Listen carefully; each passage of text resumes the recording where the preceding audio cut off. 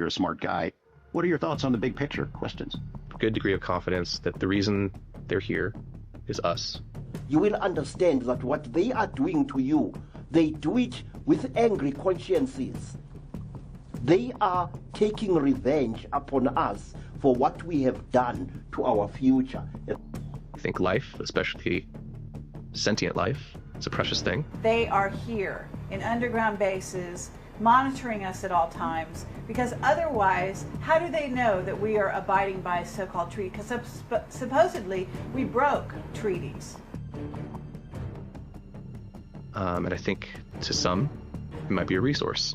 These creatures walk through our world as if they own it. They're extremely mechanical, very, very logical, yet ruthless.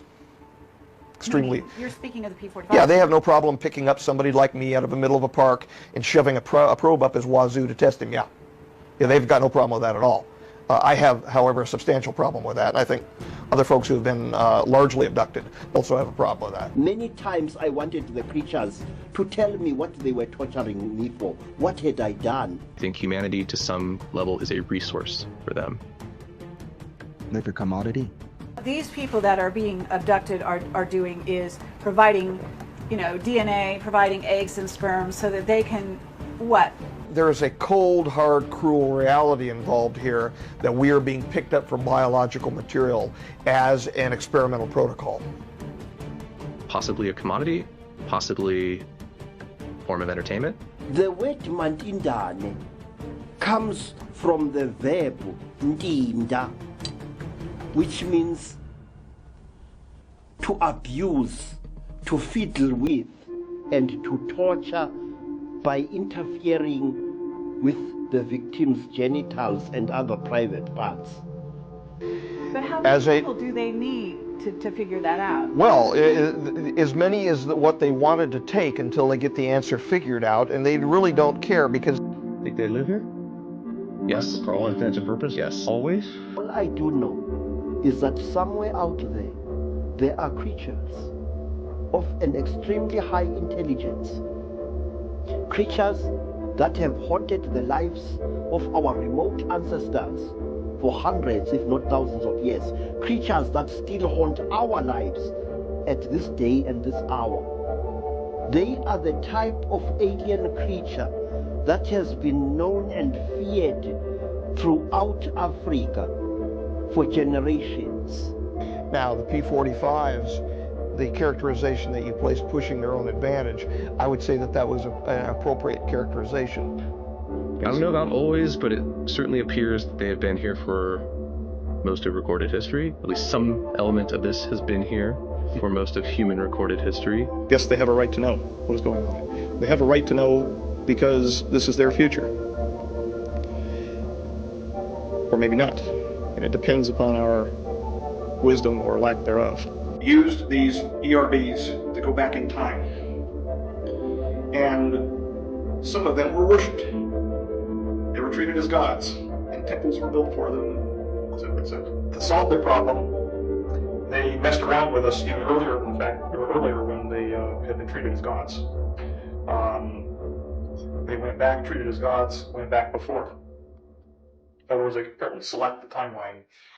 But I think in the West, in the Five Eyes Alliance, and it also points to, I think, the fact that this doesn't ultimately reside in the government anymore. This is held in an illegal internationalist regime, some sort of international cabal of sorts. Why should they want to be P45s? They don't. The living ones don't. They're looking at the P45s as a means to an end for them. They're not going to live that long. They're just going to live a normal human life and die. So they want the control for themselves. The fact that the P45s, that's how immoral these people are.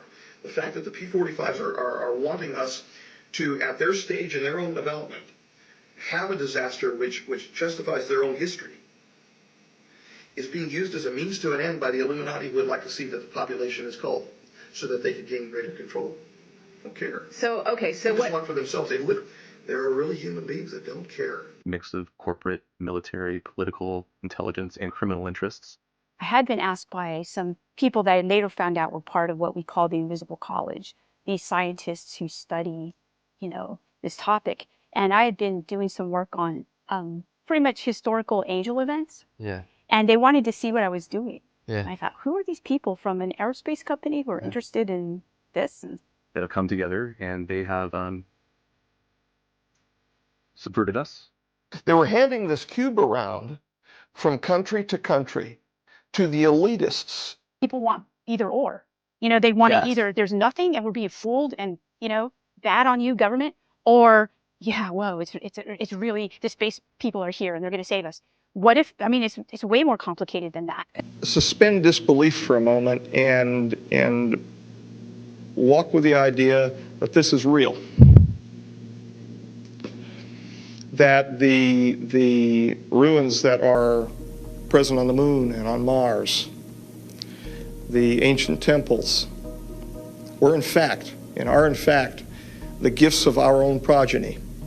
What you do see a lot of is Walter B. Smith, the director of the CIA in 1953, saying we're going to play up the phenomenon for psychological warfare purposes in the Cold War. That's right. So you're using an existing underlying phenomenon for your own purposes. That's right. She brought up the name Tenet. George Tenet. Colt, I better watch my mouth. That's the way I hit the I name. just started talking here too much. I know. George Tenet was a former director of Central Intelligence for the United States of America. Now we're moving on. Okay. The most despicable thing I've ever heard in my life. Men of honor don't do this. Men of honor don't You don't do this. You don't throw people overboard. You don't do this. You don't call somebody in. And have taken this and have made it the source of their wealth and power. But what's the quarrel between, say, the Majestic Society or group and the Illuminati? That is a real good, and it's the best question to be asked.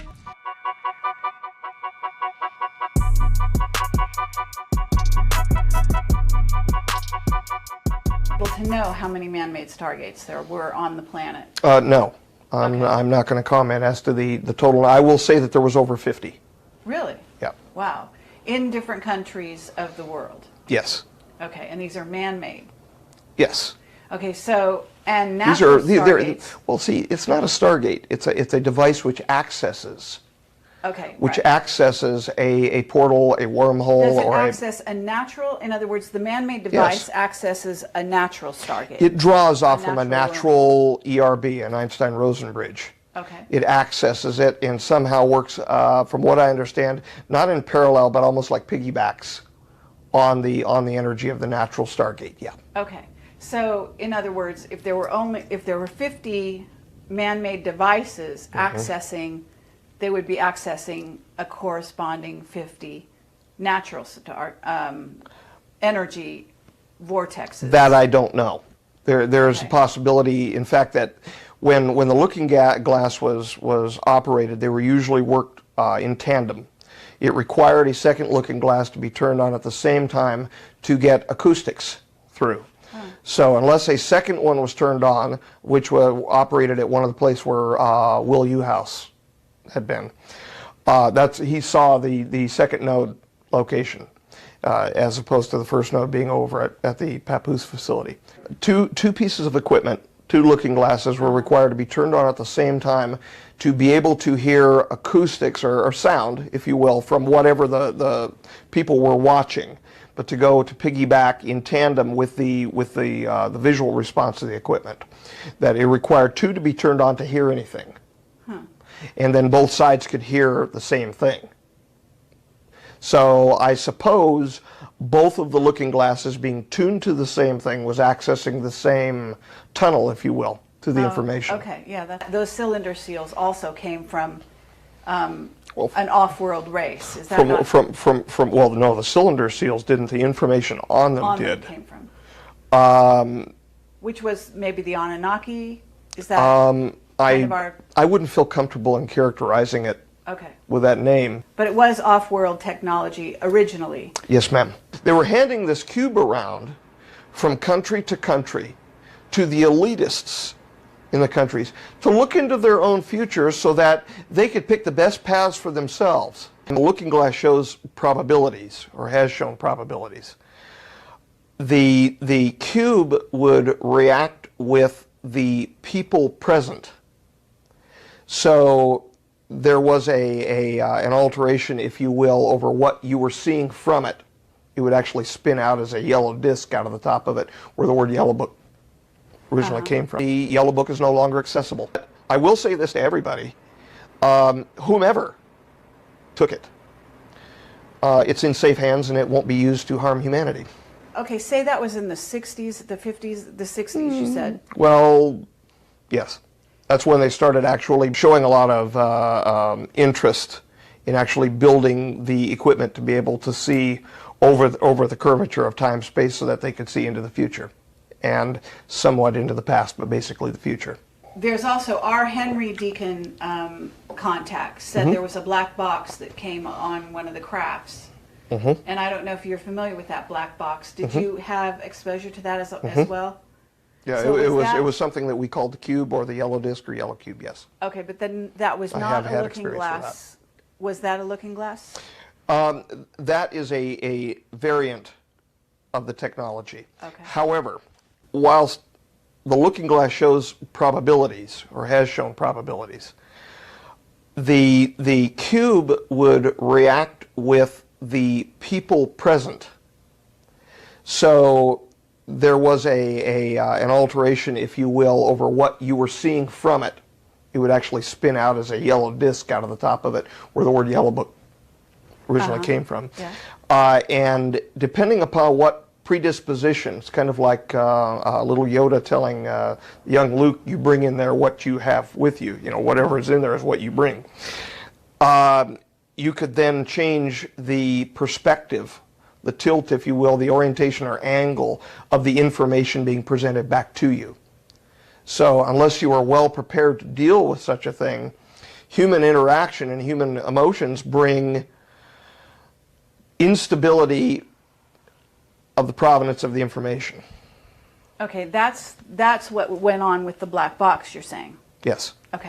The Lookinglass has an ability to show one the future, but a Stargate or or equipment that accesses a Stargate or wormhole is for time travel, right? We're talking about two different things. Yes. Are they using the same technology? Essentially, yes. The original Lookinglass, back engineered from alien technology? Yes. We had a basic monopoly over the Lookinglass, that and India. India brokered early on with Indira, when Indira Gandhi was brokering the Committee of the Majority between the United States and the Soviet Union, because the Soviets were threatening to start their own treaty system up with the extraterrestrials, which would have become untenable. We agreed then to expand MJ-12 from a wholly operated and owned American operation to an international operation, and thus was born the Committee of the Majority between 1963 and 1967. I also saw documents under an operation called Operation Majority, which outlined the plans to bring together a one-world government, and also included extraterrestrial information within that. What was the one factor or a number of factors that led you to the decision to say, I've got to get this out, I've got to tell people about this? I saw contingency plans called Majestic. And these contingency plans were to, number one, the public sector is getting too close to the truth, so they have to implement this to get them steered off the track. Or number two, we don't want to tell the public the truth about the alien presence, but there's so much alien activity occurring that the public is on the verge of finding out anyway. Let's tell them this story so that it doesn't cause consequences that we don't want. And that plan was called Majestic. And using the moniker Majestic in its counterintelligence context, absolutely. But he used the word so secondhand, so casually, that he was clearly speaking about some genuine group, in my opinion. A group probably related to continuity of government and contingency plans. Contingency plans for general catastrophes like nuclear events, not just extraterrestrials. These sorts of committees have gone by many names. 5412, the 303 Committee, the Committee of 40. And they probably involve subcommittees we'll never know the names of. Small group of people that are all interconnected. Yes. I'm having lunch with Jacques Vallée. So we're in his study, and it's really amazingly beautiful here in the Bay Area. And he starts to explain a couple of things to me, and I notice a bunch of books on shelves, and I notice those things, right? Yeah. So I go and I start to look to see what he has on this one shelf, and then he takes one of the books off, and it was a book about angels. And he says, of course, you can't have one without the other, right? He asked me what I learned from Tyler. Yeah. He said, what did we learn from Tyler? What did we learn from Tyler? So I couldn't really answer him. And thankfully, I took too long to answer him because he picked up another book and he said, you need to read this book. And whenever he says that to me, of course, I'm going to get the book and read it. But this one was weird. So he showed it to me, and it was The History of Satan. It just had these big words on it that says Satan. And again, if I wasn't a little bit concerned before, I was absolutely concerned at that point. I was like, you know, Jacques Vallée is handing me this book that says Satan on it. And so he said, look at the pagination. So I, looked at the pagination. It was 666. Whoa. Yeah. I thought that was so, of course. Wild. It was a really weird moment. And he said that in the States, we think of Satan or the devil as really, really terrible, right? But, he said that the French, they have a different view of it, and it's less sensationalist. That's what he was saying. According to the doctrine of the convergent timeline paradox, the J-rods, to solve their paraprotein problem, used these ERBs to go back in time. And some of them were worshipped. They were treated as gods, and temples were built for them, and et cetera, et cetera. Literally, there are 2 or more concurrent timelines that we're living in. 2 separate existences. And what that means exactly, that's what I read. To solve their problem, they messed around with us even earlier than earlier when they had been treated as gods. They went back, treated as gods, went back before. In other words, they could apparently select the timeline. How they do that, again, no clue. They manipulated our original DNA and removed a single strand from us. This made us able to meet with another experiment which was underway at the time called Neanderthalensis. And yes, I know there is no genetic evidence concerning the mating between the Neanderthals and the other brand, if you will, of our kind. That's because all of the genes have been turned off. Any of the unusual mating sequences, aside from retroviruses that tagged along, were turned off as part of our long intermittent sequences. They're part of the great repeats. And in fact, the Neanderthals, take a look at the number of long interspersing elements that they have in their genome, and that will bear out what I'm saying. The thing that we've heard from the Brookings Institution study, the famous CLAMP study, was this would cause a great social upheaval.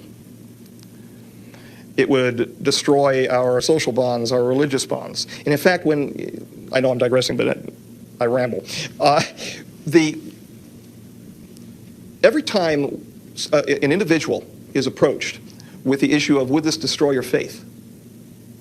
I have heard, it's my experience only, I'm sure there are going to be varied opinions, no, it'd strengthen it. It'd strengthen it.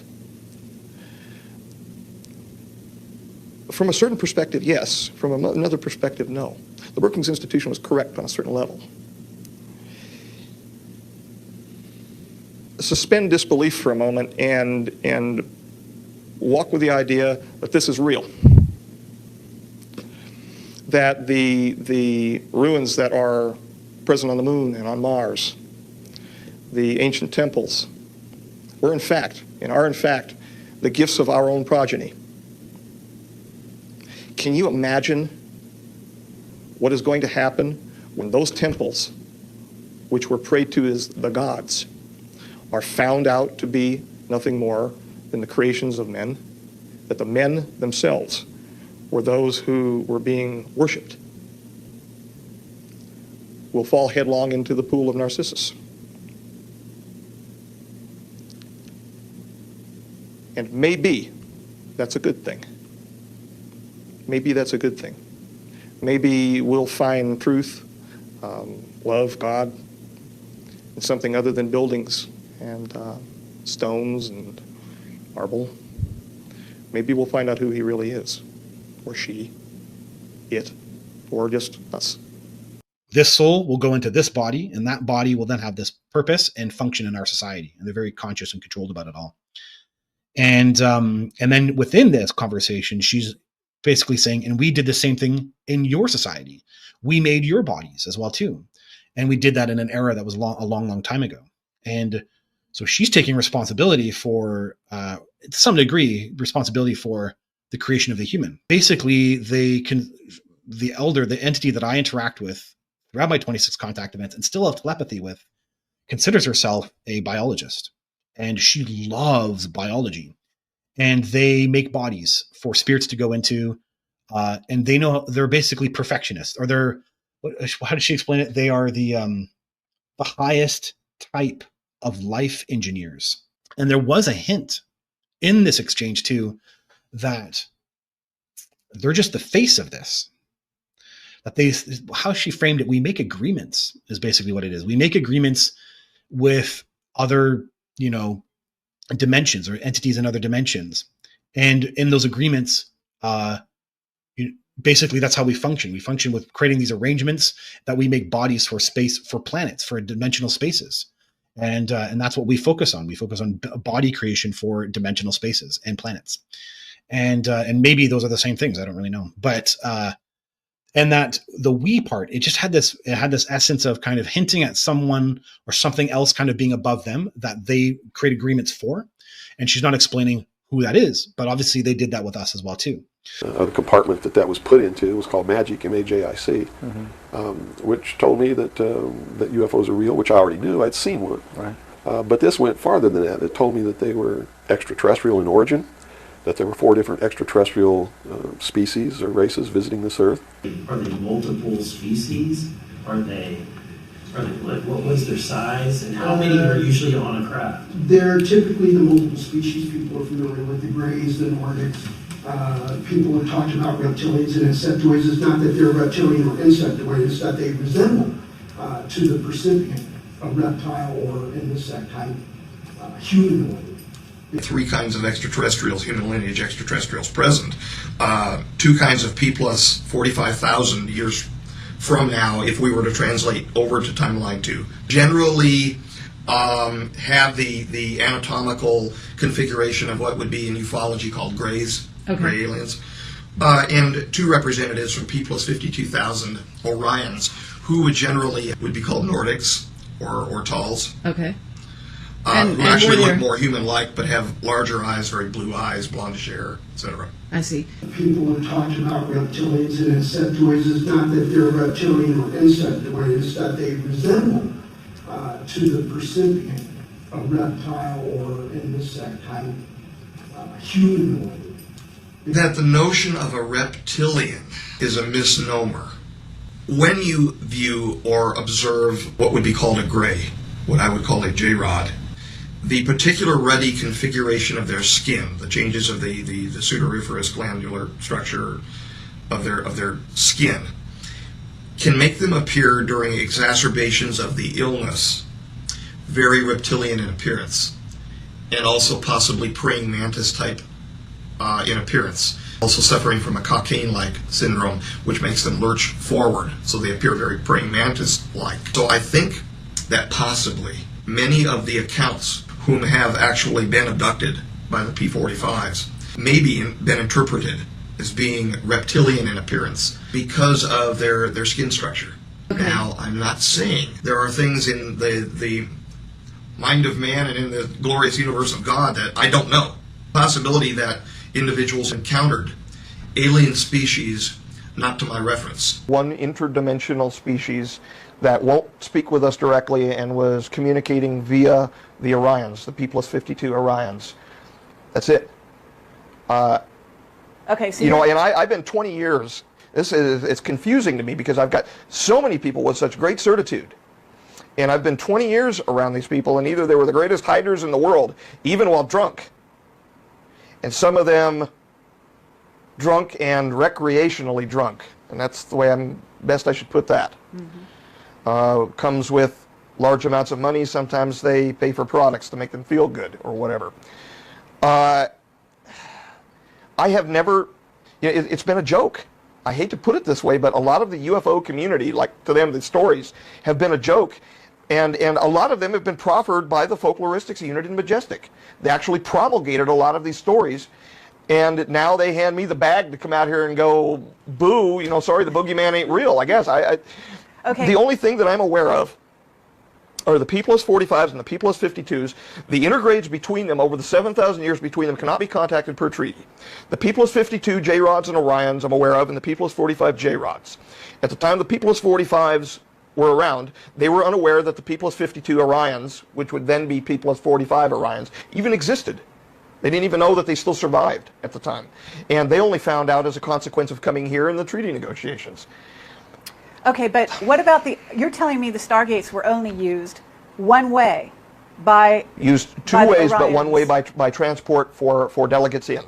Okay. And that was only under extreme circumstances involving international uproar, where there were problems with the treaties. Aside from that, products were exchanged back and forth and information was exchanged. But it was deemed too dangerous to be handing people back and forth regularly. These things collapse, from what I understand, spontaneously. And if it collapses and you are not out one side or in the other, you're nowhere. Okay, so you're telling me that these people had such a conscience, they were not sacrificing Americans or other, or military people to test the Stargates? No, the treaties were basically inflicted on us by the Orions. As they were enforced upon us by the Orions that we needed to do what we needed to do, when they figured out that we weren't able to handle the issue ourselves, they looked at their own history and said, look at the cavemen and women. Okay? After we acted the way that we acted involving the cube and all of that business, they inflicted the treaty system on us. And they said, you will behave this way. We don't have the ability to just take a Stargate and to step through onto the other side without violating a treaty. They don't want us out there. We are dangerous to ourselves. Okay. So why would we not be dangerous to another culture? They are sure as hell not going to let us off this planet. With P45s, P52s, and these beings are, their treaty system is being adhered to because they are here in underground bases, monitoring us at all times, because otherwise, how do they know that we are abiding by a so-called treaty? Because supposedly we broke treaties. Isn't this right? Well, we have strained. We have strained the treaty system more than once. So have the P45s. Right. So we have in fact come into conflict with one another at certain times. These conflicts have been amicably resolved. And we are presently in an amicable state with one another.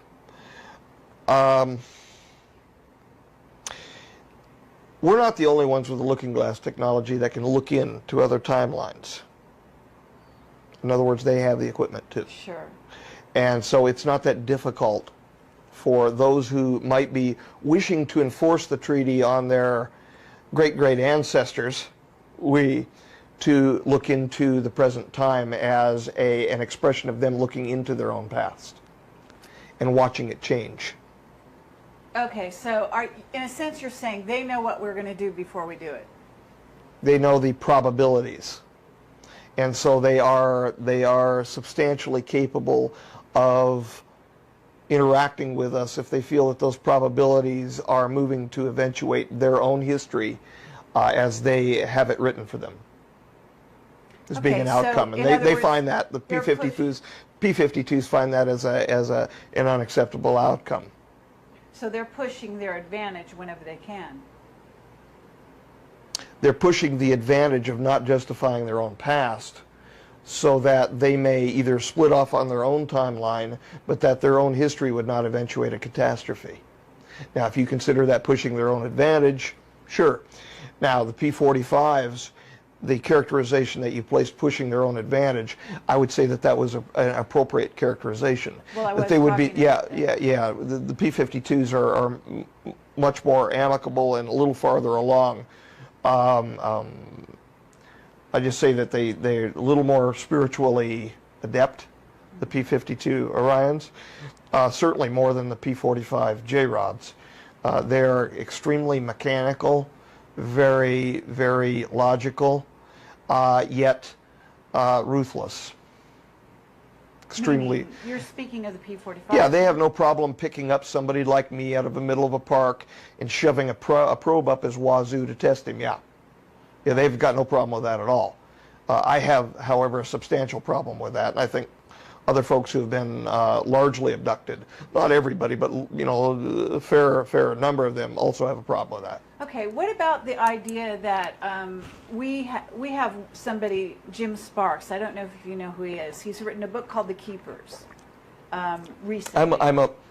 I'm aware of Jim Sparks, as he is the personal friend of a couple of folks with whom we became close acquaintances.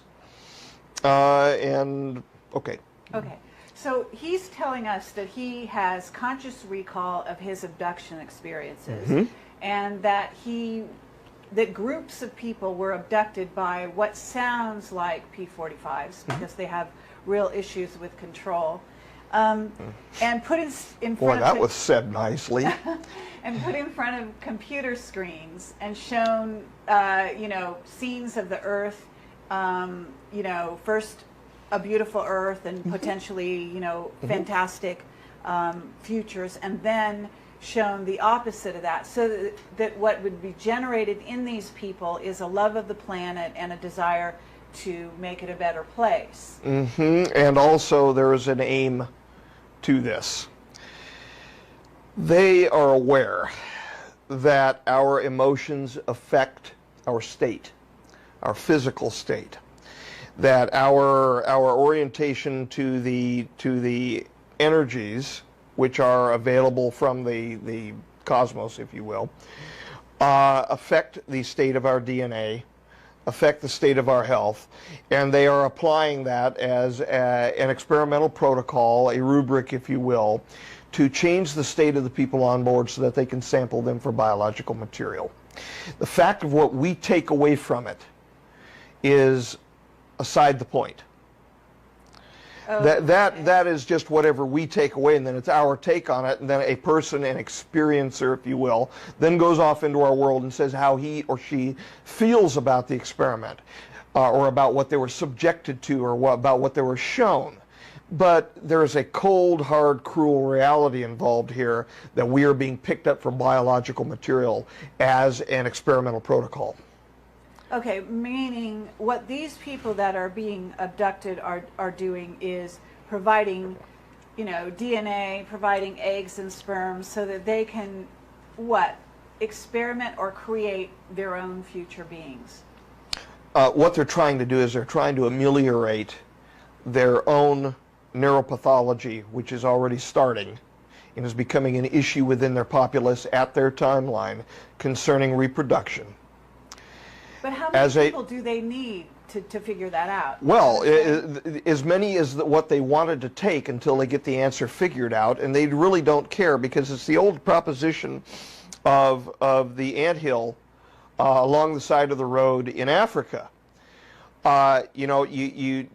We are to them, from their perspective, the ants on the anthill, and how would we feel about stepping on one or two ants or a few million ants out of an anthill?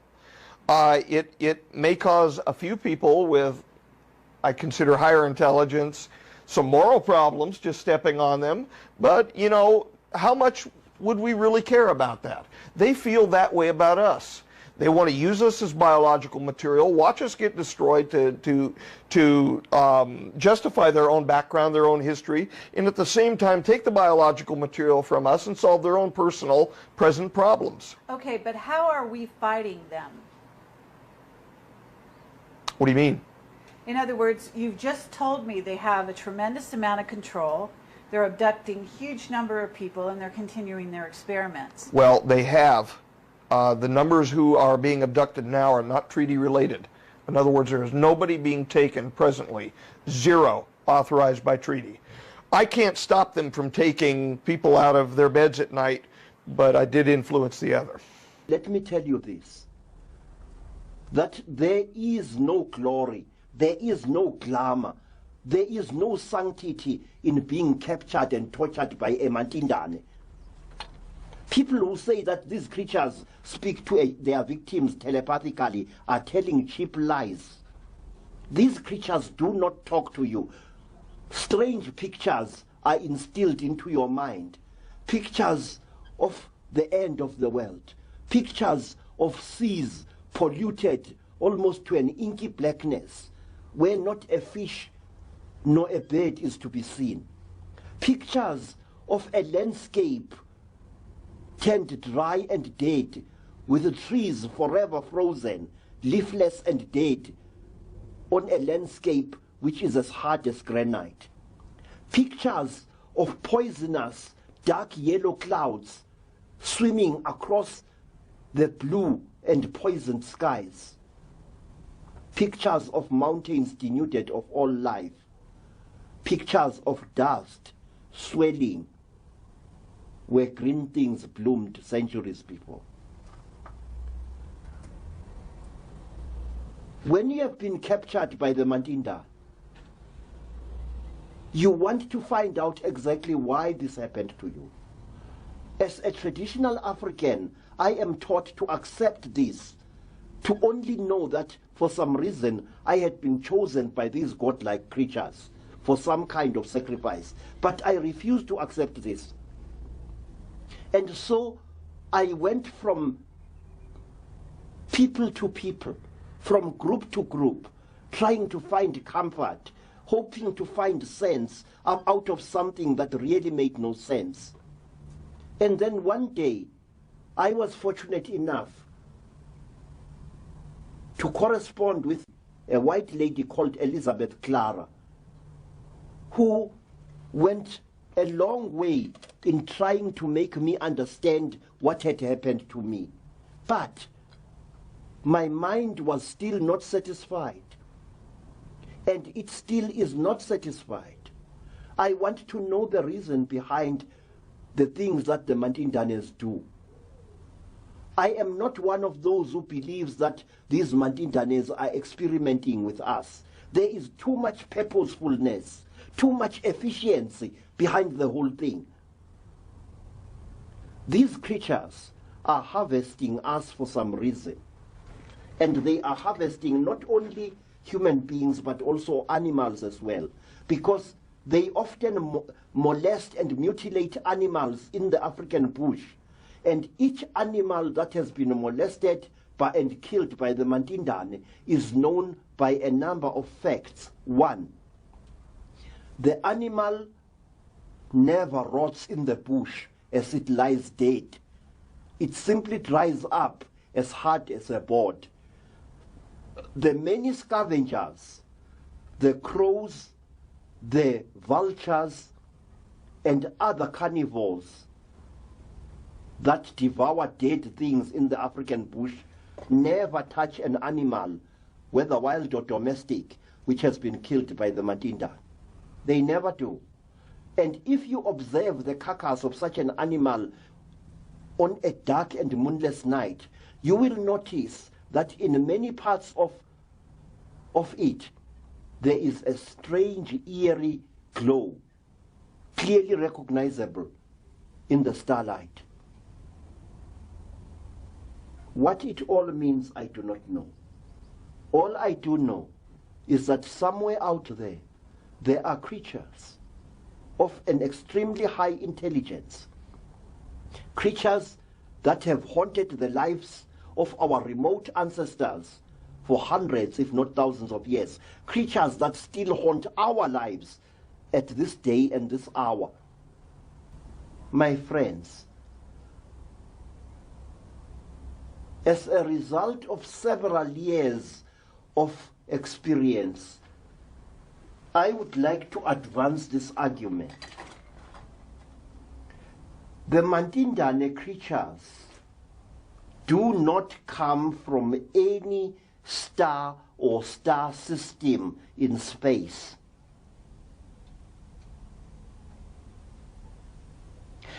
I say that these creatures come from our future.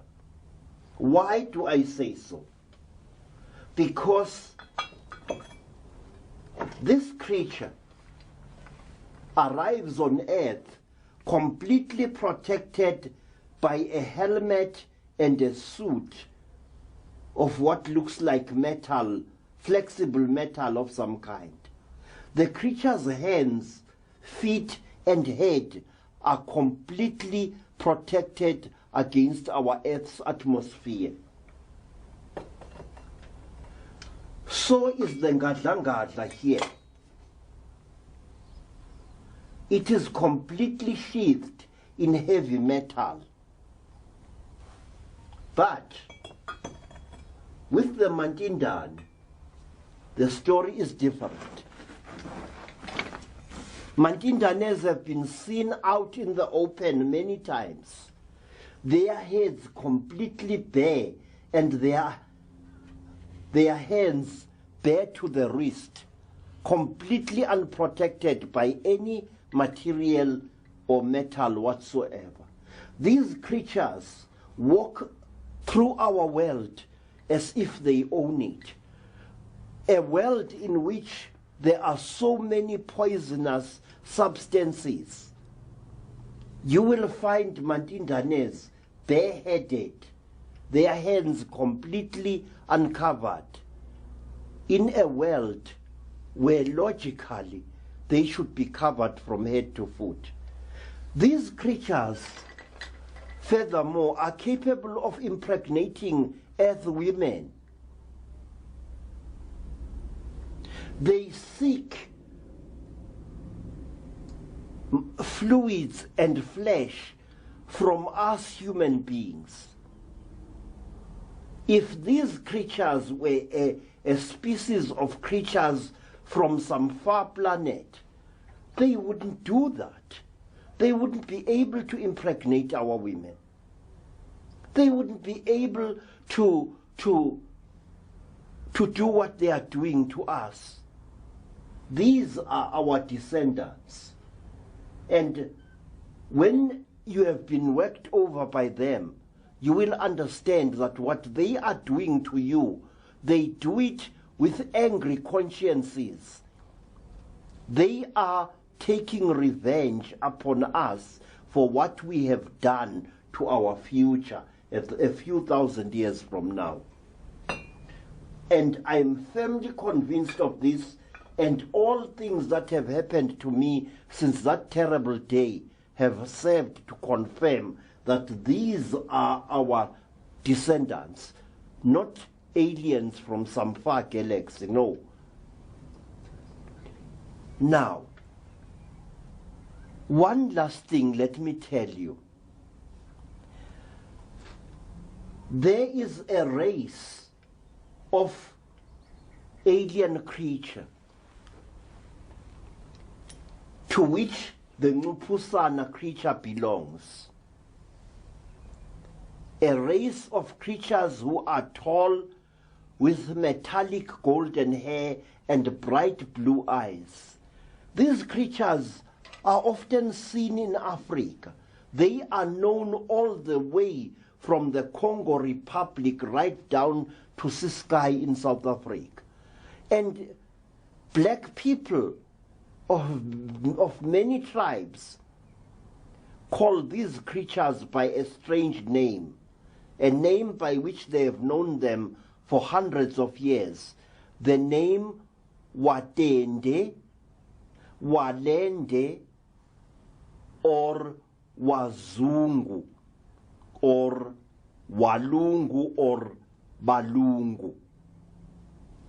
Now, when Africans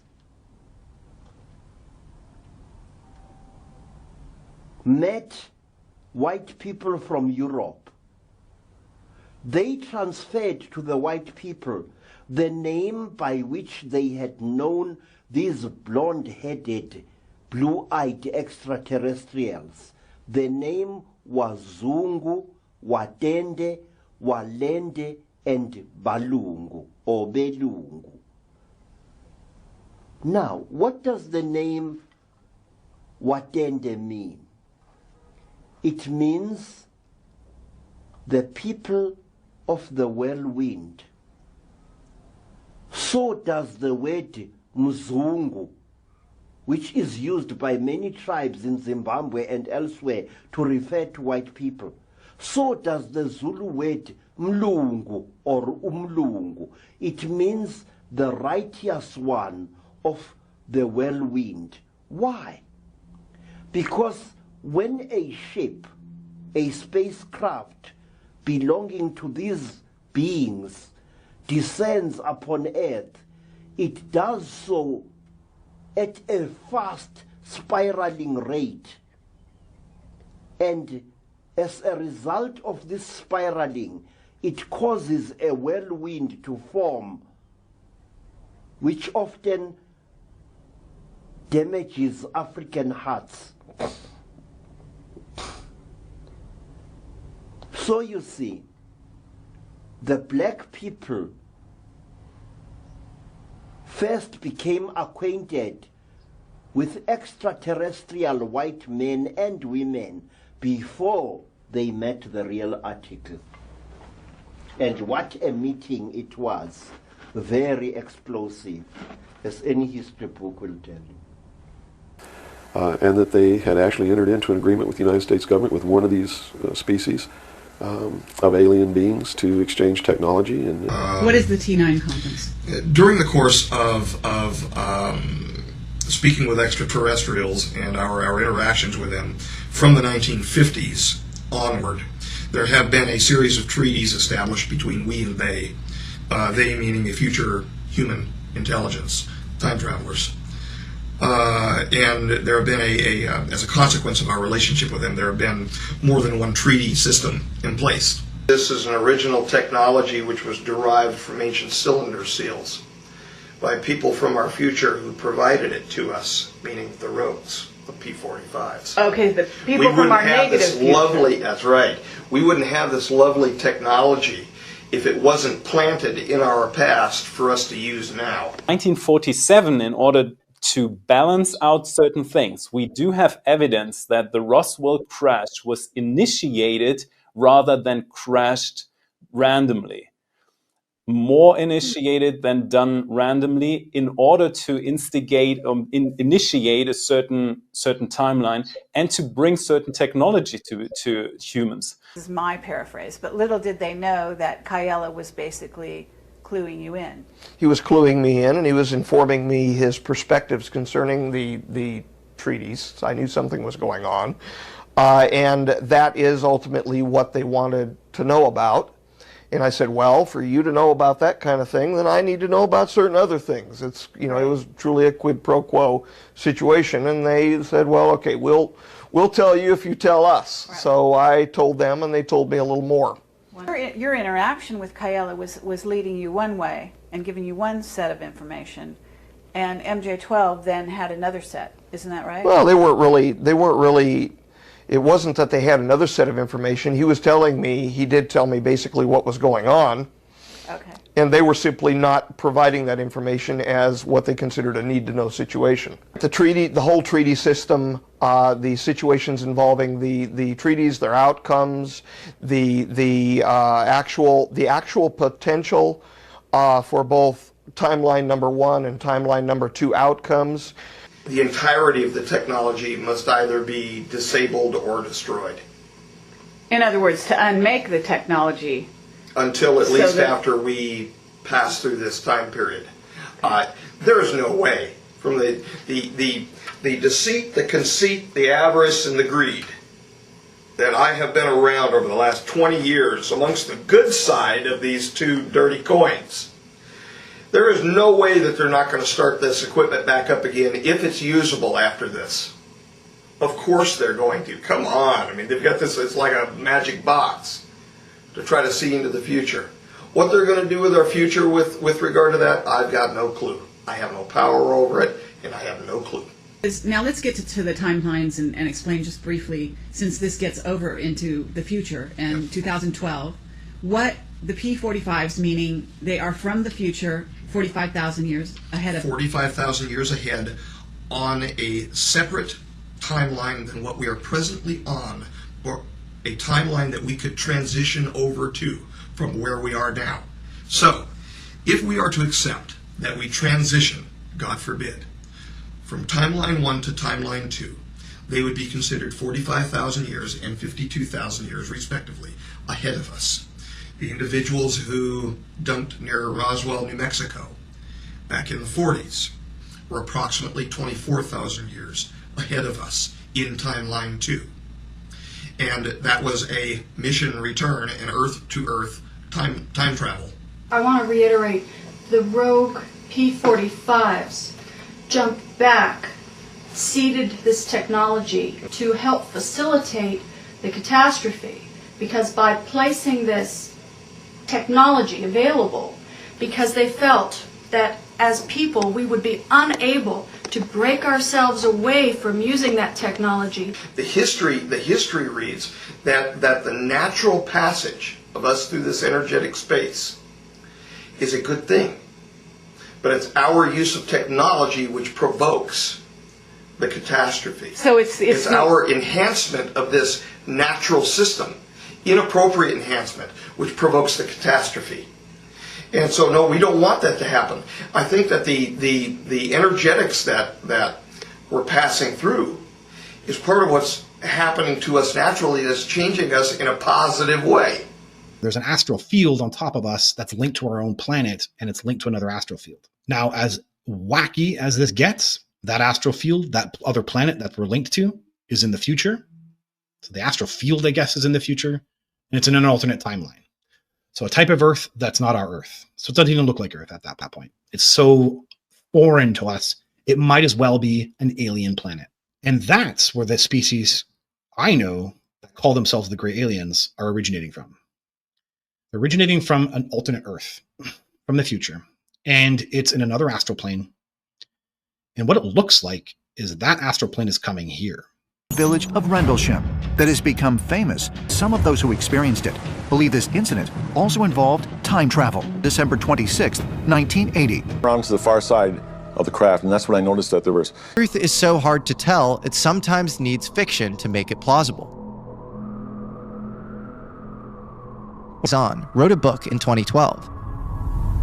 The book discusses a celestial object that telepathically communicates with its recipients. The object also relays critical information about future timelines. A secret committee is brought together by synchronicities and extraterrestrial beings that seem to know about every one of its members. The committee are an elite group of military and scientific thinkers designated to deal with the issue of non-human intelligence. I then asked Harold about the existence of a coordinated group trying to deliberately affect timelines. A very talkative Harold Malmgren went noticeably silent. Harold, do you think your life is connected with time travel in any way? I've thought about this many times, and my answer is yes. Nothing else explains. When I go into that MIT professor, I didn't have the slightest inhibition. I was talking as if I knew something. I don't know why I know it. I know it. And in fact, what I did say was breaking through what was known knowledge at that time. So, if you ask me, did I have a purpose? Yes. At MIT, Compton was heavily involved in the famous RAD Lab and its development of American radar. His top technical aide was John Trump. If you recognize that name, it's because John Trump is the late uncle of our current sitting president, Donald Trump. And John Trump was charged with investigating Tesla's files that were confiscated by the FBI to see if they'd confer any tactical warfare advantages to the United States. One of Trump's last interviews was also featured in a documentary on Thomas Townsend Brown's Philadelphia experiment. But I was particularly looking for something which would be evidence of a secret weapon, which was a matter of concern to the United States. Real quick, Harold, I do want to stick on the Townsend Brown Tesla collaboration. Right. So do you know anything about the nature of that collaboration? About anti-gravity motion. Well, Tesla's another guy. He said he communicated with aliens in Colorado Springs, and people just, I think they assume that's the quacky part of his work or whatever. They assume that that's ridiculous or whatever. But he said that and so, and then Townsend Brown would constantly talk about space brothers and communication with aliens. He would sleep next to what he called a shortwave radio. He claimed that was how he communicated with them. Townsend Brown had a UFO experience in Catalina as a teenager. Is that right?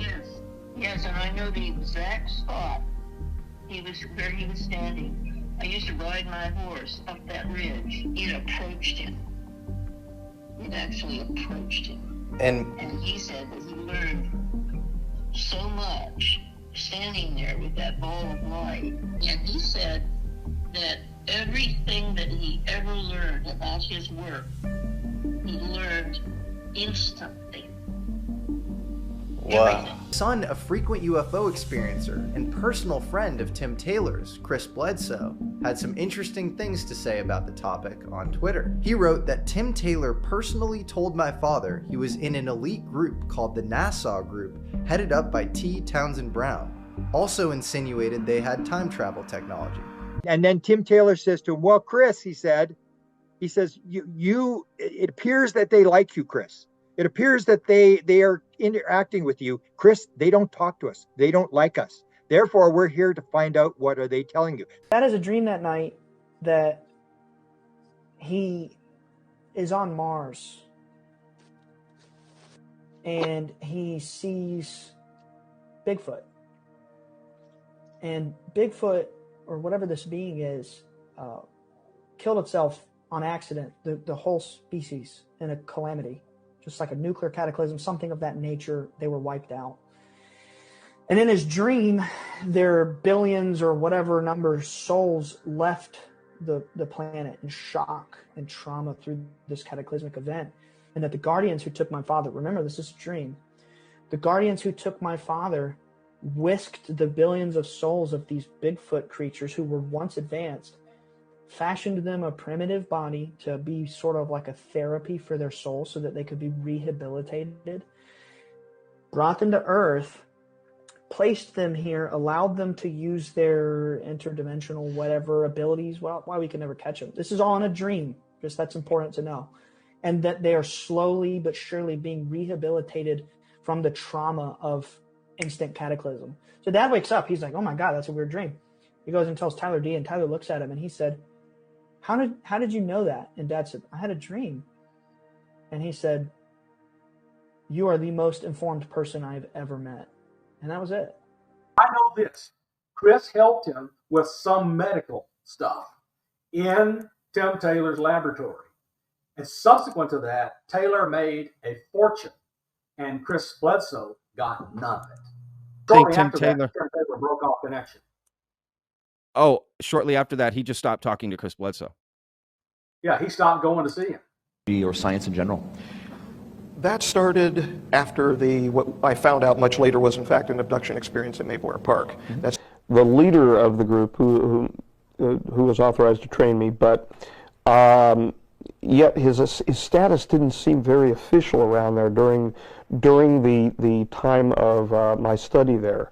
It was almost as if he was brought in from elsewhere, and I'm not certain where he worked prior to SUNY, but it was like he was brought in from somewhere else and to facilitate the training, and with a particular focus and a particular regimen for the training. What these guys did is they made sure that I was in fact certified and mastered and was able to theorize concerning the chemistry of glycoproteins and proteoglycans. The story that I like most is Tim Taylor brought a piece of the Roswell crash, put it in Chris's hand and others in the family, and Chris showed an enormous, unexpected reaction. And Taylor's response to Chris being impacted so heavily by this UFO material was, why you? I don't understand.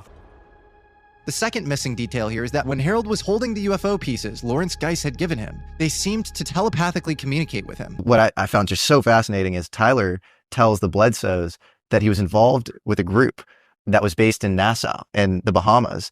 And Townsend Brown was the president of this group, and time travel technology was involved. This term keeps coming up over and over again that I keep hearing, and the term is jump room. No, I've heard about Tim Taylor being in the jump room, Grant Cameron being in a jump room. And I doubt one part of your statement. Grant does not know a fact in all of this that he does not tell everybody. So if Grant had been in a jump room, you would know about it. Yeah, that's what he said. He told me, or said it. I think he said it in the podcast. That's how I heard about it. Was the jump? I never heard of that term. I did not know he'd been in a jump room. I missed that part. I'm pretty sure. Grant, then we got to get into the story about Tim Taylor telling me about the jump room at LAX. That's the, dude. Yes. Okay. We are definitely going to do another one here. I'll send down. She meets the pseudonymously named Tyler, who worked as a NASA mission controller since the 80s, but also worked in an alleged secret space program where he used specific protocols to mentally download information instrumental for biotech companies that he founded. He's definitely atypical of a Space Force guy, rocket scientist. You have a certain stereotype of these guys, and they're not driving really awesome cars or flying around in jets. But that's what he was doing. He actually said he was interested in what I studied. And, I study religious studies. Now, he's not the first aerospace guy who's asked me about my work. So I had been asked by some people that I later found out were part of what we call the Invisible College, these scientists who study, this topic. And I had been doing some work on pretty much historical angel events. Yeah. And they wanted to see what I was doing. Yeah. And I thought, who are these people from an aerospace company who are interested in this? And so I sent him the work, right? And I remember picking up the phone and calling Andy Card, who is a terrific human being and somebody I've always trusted. And I said, President's Chief of Staff at the time. President's Chief of Staff. I call Andy, I said, I believed that he had weapons of mass destruction. And now what's happened here is you've gone out and made me look stupid. It's the most despicable thing I've ever heard in my life. Men of honor don't do this. Men of honor don't. You don't do this. You don't throw people overboard. You don't do this. You don't call somebody in. You work your heart out. You show up every day. You're going to throw somebody overboard just because it's a deflection. Is that honorable? It's not honorable to me. Okay, that's how I feel. Now, how it happened and who orchestrated it and what happened, at the end of the day, the only thing you have is trust and honor in this world. That's all you have. All you have is your reputation built on trust and your personal honor. And when you don't have that anymore, well, there you go. Trust was broken. Between you and the White House. You bet. You bet. Image that's been portrayed is we sat around the campfire and said, oh boy, now we go get to torture people. Well, we don't torture people. Let me say that again to you. We don't torture people. Okay? Come on, George. We don't torture people. Khalid Sheikh Mohammed. We don't torture people. Waterboarding. We do not. I don't talk about techniques, and we don't torture people. Now listen to me. I want you to listen to me. We don't torture people. You listen to me, he said. We don't torture people. Of course, what we've discovered in documents that have been declassified is that people were tortured to death. Well, you call it in the book enhanced interrogation technique. Well, that's what we call it. That's a euphemism. Well, I'm not having a semantic debate with you. I'm telling you what I believe. Anybody ever die in the interrogation program? No. You're sure of that? Yeah. In this program that you and I are talking about, no. Have you ever seen any of these interrogations done? No. Didn't you feel like it was your responsibility to know what you were signing off on? I'm not a voyeur. I understand what I was signing off on. But then to live it, this is what I felt like happened to me. So in 2012, after I started the study of UFOs, I recognized that the management of that message of the UFO for the American public had been organized not just from the 1940s, but really from earlier, from early 20th century. And once I started to recognize and even meet the people who were responsible for managing this in a very cohesive, tight way, very specific, that's when I recognized that it was that, I felt it. I guess that's the difference, was that before I just saw it on the sideline, you know? Like we talk about it now, you and I, and it looks like we're talking about it from the sideline. We're saying, yeah, this is really bad, what they're doing and stuff. But I was part of it. I saw it. I know those people. They talked to me about it. They talked to me about why they were doing it. And they said, Diana, you don't want to help these people. They would kill you if you had something that they wanted. Like, these are not good people, is what they were saying about these people specifically. The general population. They were talking about the general population. The general population would kill you. That's what they were saying. They were saying that these people only do good because they have to do good. They are actually bad. And so this was the argument I was getting. But what's the quarrel between, say, the Majestic Society or group and the Illuminati? That is a real good, and it's the best question to be asked. Even more importantly than the differences between the J-Rods, because this impacts us, I think, now. Many members of the upper echelon, the Masonic movement, both York and Scottish Rite, have accepted a philosophy which is Luciferian in context and history. Many of the people who are not directly then involved with the Majestic, who are also associated with that Luciferian philosophy, have rubbed up against each other for decades, probably even longer. So somewhere along the line in history, there was a schism between those individuals who have accepted a Luciferian history, Luciferian philosophy, mixed with other secret society people who have not, that ended up in the Majestic, and people who have accepted a Luciferian, almost like a different denomination, if you will, accepted a Luciferian philosophy, who are not associated with the Majestic. In other words, we've got dirty coins on both sides. Okay. And when you say a Luciferian philosophy, meaning a materialistic, and for lack of a better term, when it comes to the actual European Illuminati, satanic philosophy, where they've given their lives, their families, their sacred honor to this satanic thought of creating a world order under the person that they consider the true God, which would be a Luciferian figure. Now, these people have also been accepting of the influence of the P45 rogues, who want to justify their own history by our demise of moving from timeline 1 over to timeline 2, the catastrophe. And so the differences between the Majestic group, some of which there have been these Luciferians mixed in, and the true Illuminati group, they're not even really true Illuminati. I mean, that's a word that comes back meaning enlightened ones, and these people are not enlightened. They're simply under the influence of a false light. The differences between the two, then, have raised itself to rancor, even though they share much in common with each other. However, on the Majestic side, you have a lot of God-fearing people, too. A lot, and I'm not talking about specifically here the 12, I'm talking about the line people, the people that we've worked with. Good people to the bone, to the soul, who want nothing but good for the world. So basically what you're talking about is there seems to be an alliance between, for lack of a better word, the so-called Illuminati group that is satanic followers, and the P45s, what you call the P45s. Mm-hmm. And the Majestic group, which, even though it has some members from the Illuminati, basically is siding with the P52s. Yeah, I wouldn't really call them some. I would say that they are Freemasons who have accepted the Luciferian influence. In other words, I personally disagree with it. Mm-hmm. The Luciferian influence, but are still acting as good people. For the benefit of humanity. For the benefit of humanity, exactly. Level. And then there are some that I've interacted with who are involved with the so-called true Illuminati in Europe that are God-fearing people too. There's dirty coins and there's polished coins on both sides. However, the dirty coins make up the vast majority of the group on the European Illuminati side.